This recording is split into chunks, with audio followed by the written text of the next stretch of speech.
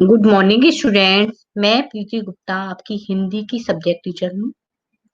आपको आज मैं पाठ 2 वर्ण विचार पढ़ाने जा रहे हैं। आप जैसे कि चित्र में देख रहे हैं, कलम यानी पेन रखा हुआ है और गुलाब का फूल है। तो वर्ण विचार यानी वर्ण क्या होते हैं, इसमें देखिए एक एक अक्षर यानी अक्षर वर्ण वर्ण अलग अलग करके लिखे हुए हैं। का प्लस आ प्लस ला प्लस आ प्लस मा प्लस आ। का पे हलंत है, ला पे हलंत तो मा पे हलंत नीचे, यानी कि कलमु कलम बन सबको अलग किया तो कलमु पूरा जब जोड़ेंगे उसको तो कलम बन गई।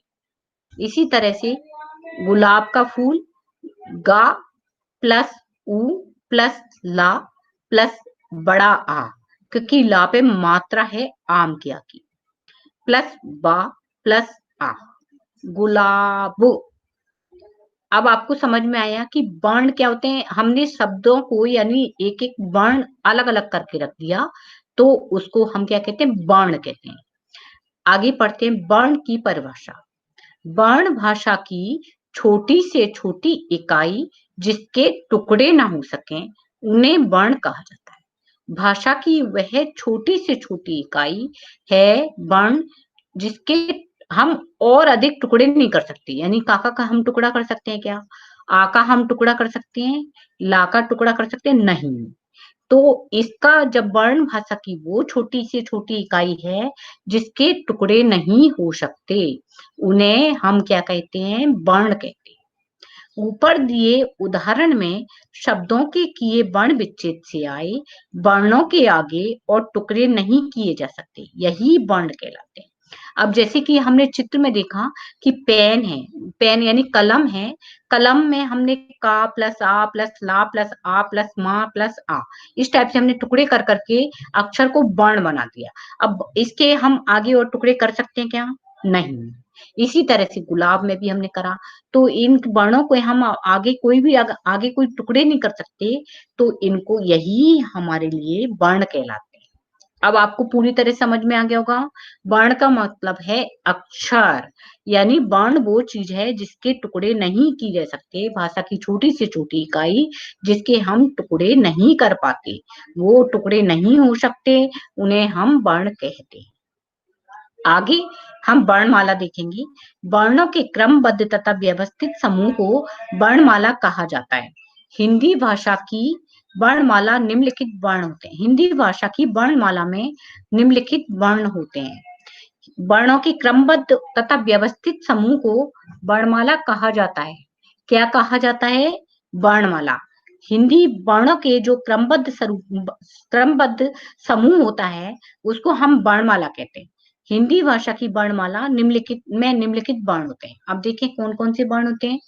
आ, छोटा आ, बड़ा ई, उ, ऋषि का री, ए, ऐ, ओ, औ, अंग, अंग। ये हमारे 11 स्वर हो गए।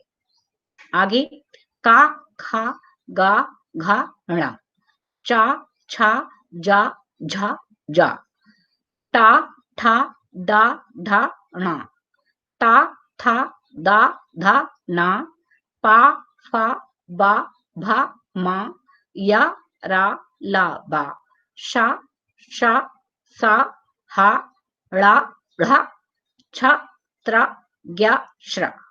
ये हमारे इसमें 33 व्यंजन हो गए। 2 आगत व्यंजन है और 4 नीचे 2 आगत व्यंजन हो गए, ड़ा ड़ा, और छत्र ज्ञा श्रा ये संयुक्त व्यंजन। आगे हमने इस प्रकार वर्णमाला का व्यवस्थित समूह देख लिया कि वर्णमाला कौन क्या होती है और कौन कौन से शब्द वर्णमाला के अंदर प्रयोग किए जाते हैं। अब वर्णों के भेद, वर्णों के कितने प्रकार होते हैं। हिंदी वर्णमाला में दो प्रकार के वर्ण होते हैं। हिंदी की वर्णमाला में 2 प्रकार के वर्ण होते हैं, स्वर और व्यंजन। जैसा कि हमने आगे पढ़ी वर्णमाला, जो व्यवस्थित हमारी वर्णमाला लिखी हुई है उसमें हमने देखे स्वर और व्यंजन 2 प्रकार होते हैं हिंदी वर्णमाला में, स्वर और व्यंजन। आगे हम देखते हैं स्वर। जिन वर्णों का उच्चारण स्वतंत्र रूप में होता है, स्वतंत्र रूप से होता है, अर्थात जिन वर्णों के उच्चारण में किसी अन्य वर्ण की सहायता नहीं लेनी पड़ती, उन्हें स्वर कहा जाता है। इनकी संख्या 11 है। अब जिन वर्णों के उच्चारण में हम स्वतंत्र रूप से बोलते हैं, जो स्वतंत्र रूप होता है उनका बिल्कुल स्वतंत्र होता है उच्चारण करने में, जैसे आ में हम बिल्कुल पूरे खुले हुए मुंह से बोल रहे हैं, स्वतंत्र हैं। अर्थात जिन वर्णों के उच्चारण में किसी अन्य वर्ण की सहायता नहीं ली जाती, कोई भी दूसरे वर्ण की सहायता नहीं ली जाती। आ शब्द ऐसा है जिसमें कोई भी वर्ण आपका साथ नहीं आता, बल्कि आ सबके साथ प्रयुक्त किया जाता है। आपने अभी वर्ण विच्छेद देखा था आगे, का लम, का में छोटा आ निहित था अंदर में, इसी प्रकार से ला में बड़ा आ निहित था गुलाब में। तो ये स्वर वो शब्द होते हैं, वो वर्ण होते हैं जो स्वतंत्र होते हैं, जिन वर्णों के उच्चारण में अन्य वर्ण की सहायता नहीं लेनी पड़ती, उन्हें हम स्वर्ण कहते हैं। आगे समझ में, इन स्वरों के साथ में किसी अन्य वर्णों की सहायता नहीं लेनी पड़ती, तो ये हम स्वर कहला, स्वतंत्र रूप होता है इनका, इसे हम स्वर कहते हैं। और इनकी संख्या 11 है। इनकी संख्या 11 है। आपने देख लिया, आ, ई, उ, ऋषि का री, ए, आई, ओ, औ, 11। ओके। स्वर के भेद, अब स्वरों के भी भेद होते हैं। स्वर के भेद कौन कौन से होते हैं? ऋस्व स्वर, दीर्घ स्वर और प्लित स्वर। अब ये भेद हम जानेंगे कि ये भेद क्या होते हैं। ऋस्व स्वर क्या होता है? जिन स्वरों के उच्चारण में सबसे कम अर्थात एक मात्रा का समय लगता है, उसे ऋस्व स्वर कहा जाता है। इनकी संख्या मात्र 4 है, जैसे आ, ई, उ, ऋषि का री। आया समझ में आपको कि ऋस्व स्वर किसको कहते हैं? जिनके उच्चारण में, जिन स्वरों के उच्चारण में सबसे कम यानी एक मात्रा का ही समय लगता है, उसमें सबसे कम समय लगता है हमें, उसमें कोई भी मात्रा नहीं होती, सिर्फ एक ही मात्रा होती है, जैसे छोटा आ, छोटे ई, छोटा ऊ और ऋषि। अब दीर्घ स्वर किसे कहते हैं? दीर्घ स्वर जिन स्वरों के उच्चारण में ऋस्व से दोगुना अर्थात 2 मात्रा का समय लगता है, उन्हें दीर्घ स्वर कहा जाता है। इनकी संख्या 7 है, जैसे आ, ई, उ, ए, आई, ओ, औ। अब जिन स्वरों के उच्चारण में हमें ऋस्व स्वर से दुगुना समय लगता है, 2 मात्राएं होती हैं, तो उसे हम क्या कहेंगे? दीर्घ स्वर। ये स्वर कितने होते हैं? 7 होते हैं। जैसे बड़ा आ, दुगना समय लगा छोटे आ से, तो वो ऋस्व हुआ था और ये हमारा बड़ा हो गया। ई, इसमें भी 2 मात्राएं आ गई, ई और ई मिला के बड़ी ई हो गई, और ये इसमें दुगना समय लगा। ऊ, इसी प्रकार से ऊ में ए, आई, ओ, औ, ये 7 हो गए। तो आपको समझ में आ गया ऋस्व स्वर और दीर्घ स्वर। आगे चलते हैं, हम देखते हैं प्लित स्वर क्या होता है। जिनके बोलने में 3 मात्रा का समय लगता है, अर्थात मूल स्वर से 3 गुना समय लगता है, उन्हें प्लुत स्वर कहा जाता है। अब प्लुत स्वर किसे कहते हैं? ऋस्व स्वर में सिर्फ 1 मात्रा का समय लगता है, दीर्घ स्वर में दुगना समय लगता है, प्लुत स्वर में 3 गुना समय लगता है। बोलने में 3 गुना समय लगता है, तो उसको हम प्लुत स्वर बोलते हैं। प्लुत स्वर कौन कौन से होते हैं? जिनके बोलने में 3 मात्रा का समय लगता है, उसे अर्थात मूल स्वर से 3 गुना समय लगता है, उसको हम प्लुत स्वर बोलते हैं। और प्लुत स्वर कौन कौन से होते हैं? जैसे ओ, अहम, तो इसमें हमें 3 गुना समय लगा। ओ, एक मात्रा, 2 मात्रा हो गई, बीच में मात्रा हो गई, और फिर ओम, इस टाइप से हमें लंबा समय लगा, यानी 3 गुना समय लगा। तो ये हम इन्हें क्या बोलेंगे? प्लुत स्वर। तो स्टूडेंट्स, हमने सबसे पहले क्या देखे? वर्ण देखे, फिर वर्णों के प्रकार, स्वर और व्यंजन, और फिर स्वर के भेद देखे। आगे हम देखते हैं मात्रा। मात्रा किसे कहते हैं? अब जब ये स्वर और व्यंजन वर्ण से जुड़ते हैं, तो इनके बदले इनकी मात्राओं को लिखा जाता है। अब हम ये आगे जानेंगे, ये बहुत अच्छा चैप्टर है आपका, इसको आप बहुत अच्छे से समझिए, क्योंकि जो मात्रा में अशुद्धियाँ करते हैं, अगर आप इसको बहुत अच्छे से समझ लेंगे तो वो अशुद्धियाँ आपकी होंगी नहीं। इसलिए इस पार्ट को आप बहुत अच्छे से पढ़िए और समझिएगा। जब ये स्वर और व्यंजन वर्ण से जुड़ते हैं, तो इनके बदले इनकी मात्राओं को लिखा जाता है। सभी स्वरों की मात्राएँ इस प्रकार हैं। अब ये स्वर और व्यंजन जो होते हैं हमारे, वर्ण से जब जुड़ते हैं, तो इनके बदले में इनकी मात्रा, इन वर्णों के अक्षर को नहीं लिखा जाता, बल्कि इनकी मात्राओं को लिखा जाते हैं। अब वो इनकी मात्राएँ कौन-कौन सी हैं, तो आपको ये तो मालूम है वैसे, लेकिन फिर भी और स्पष्ट रूप से आप देख लीजिए। मात्राएँ कौन-कौन सी हैं? आ की कोई मात्रा नहीं होती, आ में सिर्फ का, जैसे तो का ही लिखा है। अब बड़े आ की डंडा वाली मात्रा होती है, छोटे ई की इस टाइप से लगती है, बड़ी ई की इधर देखिए ऊ की छोटी नीचे से लगती है, बड़े ऊ की लंबा लगती है, ऋषि के री की मात्रा नीचे लगती है, ए की ये 1 मात्रा लगती है, आई की 2 मात्रा लगती है, ओ की डंडा लगा के 1 मात्रा लगती है और बड़े ओ की 2 मात्रा डंडा लगा के लगती है। अभी आपको समझ में आ गया मात्राओं को किस टाइप से आपने पढ़ा हो, याद कर लीजिए, बहुत अच्छे से याद कर लीजिए, जिससे आपको शब्दों को समझ में आने में सहायता मिलेगी। अब शब्द जैसे कमल, अब तो आपका का में आ छुपा हुआ है साइलेंस रूप से, तो का के अंदर में स्वर छुपा हुआ है आ, मात्रा छुपी तो का प्लस आ प्लस मा प्लस आ प्लस ला प्लस आ, है ना। इसी तरह माता नाता, तो माँ में बड़े आ की मात्रा है माँ, ता, माँ प्लस आ प्लस ता प्लस आ। किला, किला में छोटी की मात्रा का प्लस ई प्लस ला प्लस आ। पीना, पा में बड़ी की मात्रा है, पी पा प्लस ई प्लस ना प्लस आ। कुल, कुल में ऊ की मात्रा है, का प्लस ऊ प्लस ला प्लस आ। नूर में बड़ी ऊ की मात्रा है, ना प्लस बड़ा ऊ प्लस रा प्लस आ। अब कृष्ण में नीचे ऋषि का री दिया हुआ है, कृष्ण रा की मात्रा लगी हुई है, तो का प्लस ऋषि का री प्लस शा प्लस ना और प्लस आ। अब सेब में ए की मात्रा है, सा प्लस ए प्लस बा प्लस आ। इसी तरह मेला में मैं प्लस ए प्लस ला प्लस आ, बड़ा। मोर में बड़े उ, मो मा प्लस ओ प्लस रा प्लस आ। और इसी तरह कौर, इसी का प्लस औ प्लस रा प्लस आ। बहुत सिंपल है, आपको बहुत अच्छे से समझ में आ जाएंगी, बस थोड़ा सा समझने की कोशिश करिए। मात्राओं को अच्छे से आपने पहले तो ही याद है, वैसे तो फर्स्ट सेकंड में ही पढ़ लेते हैं, लेकिन फिर भी अच्छे से याद कर लीजिए, क्योंकि इन्हीं से हमारे सारे शब्द बनते हैं और हम अच्छे से समझ के लिख पाते हैं। का वर्ण के साथ सभी स्वरों का योग इस प्रकार है। अब का वर्ण के साथ जो सभी शब्द के प्रयोग मात्राएं जो कौन-कौन सी लगती हैं स्वरों की, वो मात्राएं देख लीजिए। जैसे का, बड़े आ की मात्रा लगी तो का हो गया, छोटी की मात्रा लगी तो की हो गया, बड़ी की मात्रा लगी तो की हो गया, छोटे ऊ की मात्रा लगी तो कू हो गया, बड़ी ऊ की मात्रा लगी तो कू, और री की मात्रा लगी क्रे, और के ए की मात्रा लगी तो के, बड़े आई की मात्रा लगी तो कई, और ओ की मात्रा लगी तो को, और बड़े औ की मात्रा लगी तो कौ हो गया। ये आपको समझ में आ गया।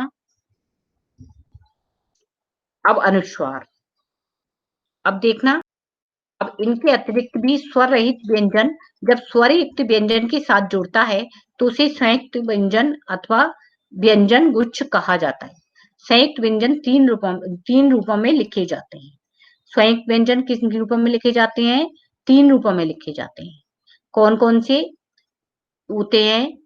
संयुक्त व्यंजन 3 रूपों में कौन-कौन से होते हैं? खड़ी पाई हटाकर, किसी व्यंजन का पाई हटा देते हैं, तो साथ लगी खड़ी रेखा को पाई कहा जाता है। जो साथ में रेखा लगी रहती है, उसको पाई कहते हैं। जिन व्यंजनों में खड़ी पाई होती है, उन्हें अन्य व्यंजनों के साथ संयुक्त करते समय उनकी पाई हटा दी जाती है।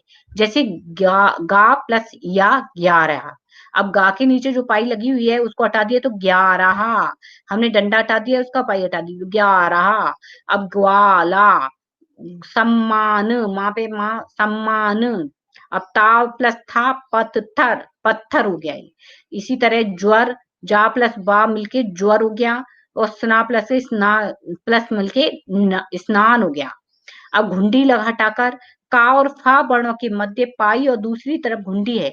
इन्हें अन्य व्यंजनों के साथ संयुक्त करते समय इनकी घुंडी हटा दी जाती है। जैसे का और या हटाए तो वाक्य हो गया, का प्लस का चक्का हो गया, फा प्लस ता हफ्ता हो गया, का प्लस ता व्यक्त हो गया, फा प्लस ता दफ्तर हो गया, का ता प्लस रक्त हो गया। इस टाइप से हम जब दो शब्दों को मिला देते हैं तो आधा शब्द बन के वो बन जाता है घुंडी हटाकर।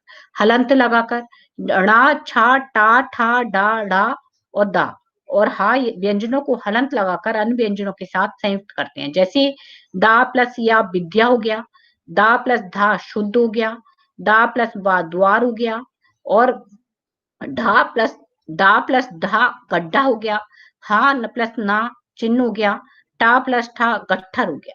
इस टाइप से हमने हलंत हटाकर हलंत लगाकर ये चिन्ह बनाए। रा के संयुक्त रूप, संयुक्त व्यंजनों में रा की स्थिति सभी व्यंजनों से भिन्न है। नीचे दिए गए उदाहरणों पर ध्यान दीजिए। अब संयुक्त व्यंजनों में रा की स्थिति सभी व्यंजनों से अलग होती है, उसमें हम उदाहरण देते हैं। जैसे रजनी, राजा, रेखा, रौनक, सिर। इन शब्दों में रा स्वर सहित है, इसे रा के रूप में लिखा जाता है। जैसे कर्म, धर्म, दर्शन, वर्षा, पर्वत। ये रा स्वर सहित है, रा के रूप में लिखा जाता है इनको ऊपर। इन शब्दों में स्वर रहित तथा आ रहित का प्रयोग किया जाए, आ रहित और रा का, जबकि रा यानी आ रहित रा दो वर्णों के मध्य आए तो उसे उस व्यंजन के ऊपर लगाया जाता है, जिससे पहले उसका उच्चारण होता है आ रहित रा, यानी रेव कहा जाता है, उसको रेव कहा जाता है। क्या बोला जाता है इसको? रेव कहा जाता है। प्रसन्न, प्रेम, प्रकृति, प्रयोग, प्रकार, समुद्र, क्रम। अब रा के कई रूप होते हैं, जैसे एक तो हमने ऊपर देख लिया रा चढ़ा हुआ कर्म, धर्म, दर्शन में। अब इसमें पा में प्रा कर दिया, बीच में ऐसे लगा दी तो पा प्रसन्न, प्रेम, प्रकृति, प्रयोग, प्रकार, समुद्र, क्रम। इसमें रा नीचे लगा। इन शब्दों में स्वर रहित रा का प्रयोग हुआ है। जब कोई आ रहित व्यंजन आ सहित रा के साथ संयुक्त होता है, जब कोई आ रहित व्यंजन होता है और वो आ सहित रा के साथ संयुक्त होता है तो रा को उस व्यंजन के पैरों में इस रूप में लिखा जाता है। आपको समझ में आ गया? जो व्यंजन होता है उसके पैरों में लिखा जाता है। जैसे प्रश्न इसमें लिखा हुआ टेढ़ा, ट्रक, ड्रम, राष्ट्र, ट्रेन, ड्रामा, ड्रामा। अब इसमें हम ऐसे स्टेप से नीचे पूरा क्रॉस करके लिखते हैं। इन शब्दों में स्वर सहित यानी आ सहित रा का प्रयोग होता है। अब इन शब्दों में स्वर सहित होता है यानी आ सहित रा का प्रयोग होता है। जैसे टा, ठा, डा और ढा जब हलंत रूप में आ सहित रा के साथ संयुक्त होते हैं तो रा को इस रूप में लिखते हैं। आपने देखा इस टाइप, जैसे टक है, ड्रम है, ट्रामा है, इस टाइप से लिखा। अब आगे देखते हैं श्रम, श्रमिक, अश्रु, परिश्रम। इन शब्दों में आ सहित रा का प्रयोग हुआ है। अब इसमें रा का प्रयोग कैसे हुआ है? आ के साथ में शा, जब आ सहित रा के साथ संयुक्त होता है तो इस रू को श्रा में लिखा जाता है। अब आ सहित रा का प्रयोग हो रहा है तो उसमें श्रामो, तो श्रा आ बोल रहा है ना इसमें, तो श्रा को श्राप में राक आ सहित प्रयोग हो रहा है तो इसमें श्रामो, श्रामिक, इस टाइप से प्रयुक्त होता है। अब आगे बोलते हैं द्वित्व। जब कोई स्वर रहित व्यंजन समरूप स्वर सहित व्यंजन से संयुक्त होता है, यानी जो स्वर होते हैं आ ई, उसमें व्यंजन में नहीं आते वो स्वर, और व्यंजन समरूप स्वर सहित व्यंजन से संयुक्त होता है। व्यंजन व्यंजन से संयुक्त होता है तो उसे द्वैत व्यंजन कहा जाता है। जैसे प हलंत हो गया, पा प्लस का, तो पक का हो गया ये। डा प्लस धा मिलके लड्डू, चा प्लस चा मिलके कच्चा, दा प्लस दा मिलके गद्दी, ता प्लस ता मिलके पत्ता, टा प्लस टा मिलके पट्टी।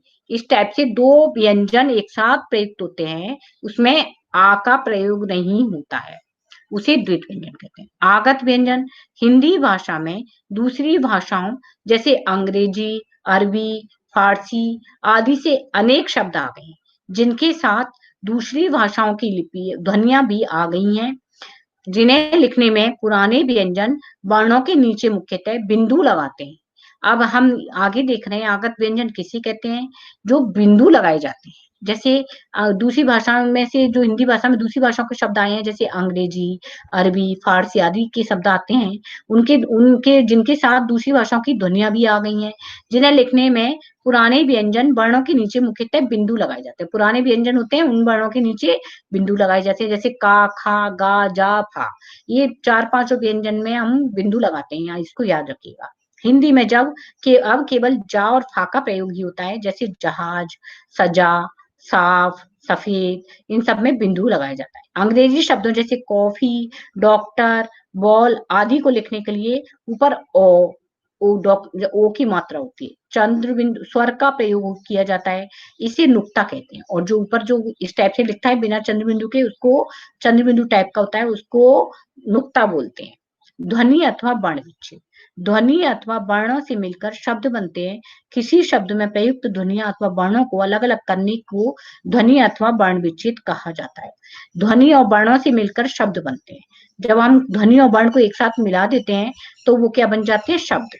अब शब्द में प्रयुक्त होने वाली ध्वनि होती है अथवा वर्णों को अलग करने को ध्वनि अथवा वर्ण विच्छेद कहते हैं। जब हम शब्द में से ध्वनि और वर्ण को अलग कर देते हैं तो उसे हम क्या बोलेंगे? वर्ण विच्छेद कहेंगे। हिंदी में हा प्लस छोटी ई ही हो गई, फिर ना बिंदी हो गई इसकी, और दा प्लस बड़ी हो गई हिंदी। अब प्रकृति में पा प्लस रा प्लस आ, प्रकृत आ, का प्लस ऋषि का री प्लस ता प्लस छोटी। नारी में ना प्लस बड़ा आ प्लस रा प्लस बड़ी। निर्मल में ना प्लस छोटी ई प्लस बड़ा रा छोटा प्लस रा प्लस मा प्लस आ ला प्लस आ।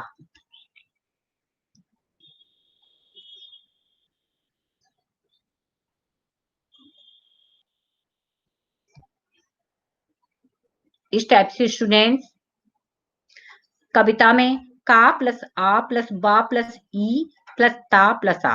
पुजारी में पा प्लस ऊ प्लस जा प्लस आ प्लस रा प्लस ई। सबको समझ में आ रहे होंगे, इसमें मात्राएं सारी अलग करके मैंने पहले ही समझा चुकी हूँ।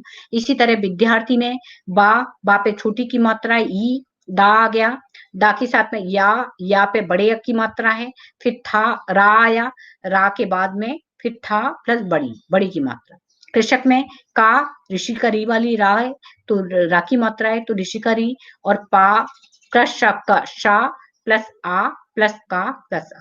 इस टाइप से ये आपके वर्ण विच्छेद हो गए। अब आपको हर शब्द का वर्ण विच्छेद करना भी समझ में आ गया होगा, क्योंकि मैंने आपको पाठ बहुत अच्छे से समझा दिया। अब आगे दोहराते हैं। वर्ण के टुकड़े नहीं किए जा सकते। सबसे पहले तो आप ये समझ लिए कि वर्ण के कभी भी कोई टुकड़े नहीं होते, क्योंकि वर्ण पहले ही टुकड़े करके रख दिए जाते हैं, उन्हीं को हम वर्ण बोलते हैं। वर्ण के 2 भेद होते हैं, स्वर और व्यंजन। वर्ण के कितने भेद होते हैं? स्वर और व्यंजन। स्वर के 3 भेद होते हैं, ऋस्व, दीर्घ और प्लुत। और स्वर के कितने भेद होते हैं? हमने अभी समझाया था, ऋस्वर, दीर्घ और प्लुत स्वर। व्यंजन के 5 भाग हैं, स्पर्श, अंतस्थ, ऊष्म, संयुक्त, आगत। अब व्यंजन के कितने भाग हो गए थे? स्पर्श, अंतस्थ, ऊष्म, संयुक्त और आगत। वर्णों को अलग करने की प्रक्रिया वर्ण विच्छेद कहलाती है। वर्णों को जब हम अलग कर देते हैं, अलग कर करके प्लस कर करके लिखते हैं, तो उसको क्या बोलते हैं? हम वर्ण विच्छेद कहते हैं। ओके स्टूडेंट, अब इसको वर्ण विचार पाठ आपको अच्छे से समझ में आ गया होगा। एक बार दोबारा से रीडिंग कर लीजिए, और इसकी जो क्वेश्चन आंसर एक्सरसाइज है मैं पीडीएफ बना के आपको सेंड कर दूंगी। बाय।